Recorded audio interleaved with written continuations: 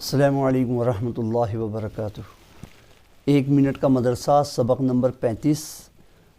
بسم اللہ الرحمن الرحیم، نحمدہ ونصلی علی رسولہ الکریم۔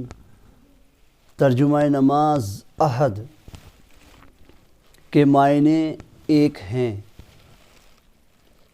گزشتہ 33 اور 34 اسباق میں ہماری سورہ اخلاص کا ترجمہ شروع ہوا تھا۔ قل، آپ کہہ دیجئے، هو اللہ، وہ یعنی اللہ۔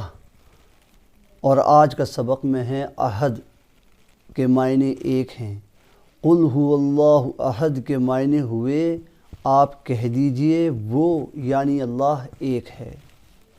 ایک سنت کل سجدے کی یہ سنتیں بیان ہوئیں کہ مردوں کو سجدے میں پیٹ کو رانوں سے الگ رکھنا اور مردوں کو سجدے میں پہلوؤں کو بازوؤں سے الگ رکھنا۔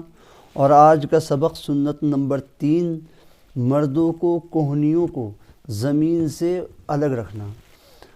اب یہ بات سمجھ لیں کہ سجدے میں ہمیں دونوں ہاتھوں کے درمیان جو سجدہ کرنا ہے تو ہماری صرف ہتھیلیاں زمین پر رہیں گی، باقی کا یہ حصہ جو ہتھیلی سے ہمارا شروع ہوتا ہے کوہنیوں تک کا، یہ زمین سے اٹھا ہوا رہے گا۔ بعض اوقات بلکہ اکثر و بیشتر دیکھنے میں یہ آتا ہے کہ ہمارے ہاتھوں کے ساتھ ہماری کوہنیاں تک زمین پر ہوتی ہیں، کبھی کبھی ہم سے بھی ہو جاتا ہے اور اکثر و بیشتر دیکھنے میں ملتا ہے۔ تو یہ طریقہ سنت کے خلاف ہے۔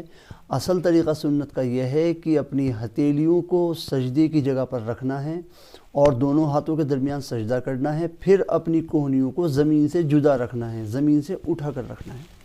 ایک کبیرہ گناہ، بڑے بڑے گناہ جن پر سخت عذاب کی وعیدیں آئی ہیں، ان میں سے ایک بڑا گناہ ہے بے خطا جان کو قتل کرنا، یعنی ناحق خون کرنا۔ گناہ کے نقصانات ناحق فیصلہ کرنے اور عہد شکنی کرنے سے دشمن کو مسلط کر دیا جاتا ہے۔ طاعت اور عبادت کے فائدے، بعض طاعت مثلاً صبر پر جنت کا وعدہ ہے۔ حدیث قدسی میں ہے کہ ارشاد ہے کہ جب اپنے مومن بندے کے کسی پیارے کی جان لے لوں اور وہ ثواب سمجھ کر صبر کرے تو اس کے لیے میرے پاس جنت کے علاوہ کوئی بدلہ نہیں ہے۔ اور یہ حدیث بخاری شریف سے ہے۔ اس کا مطلب یہ ہے سادے سے الفاظ میں کہ جب ہمارا کوئی قریبی آدمی، مثلاً ہمارے والدین میں سے کوئی فوت ہو گیا، ہمارے بہن بھائیوں میں سے کوئی چلے گیا، یا ہمارے رشتہ دار و اقارب میں سے انتقال کر گیا، بہرحال موت برحق ہے اور دکھ اور افسوس بھی لازمی ہیں، مگر صبر سے کام لینا اللہ تعالیٰ کو پسند ہے۔ اور اللہ تعالیٰ نے فرمایا کہ جب کوئی مومن بندہ، میرا بندہ، کسی اپنے پیارے کے جانے پر، یعنی اپنے کسی عزیز کے انتقال کر جانے پر صبر کرے اور ثواب کی نیت سے صبر کرے تو اس کے لیے میرے پاس جو بدلہ ہے وہ جنت کے علاوہ کچھ نہیں ہے، اور جنت ہی اصل مقصد ہے ہمارا۔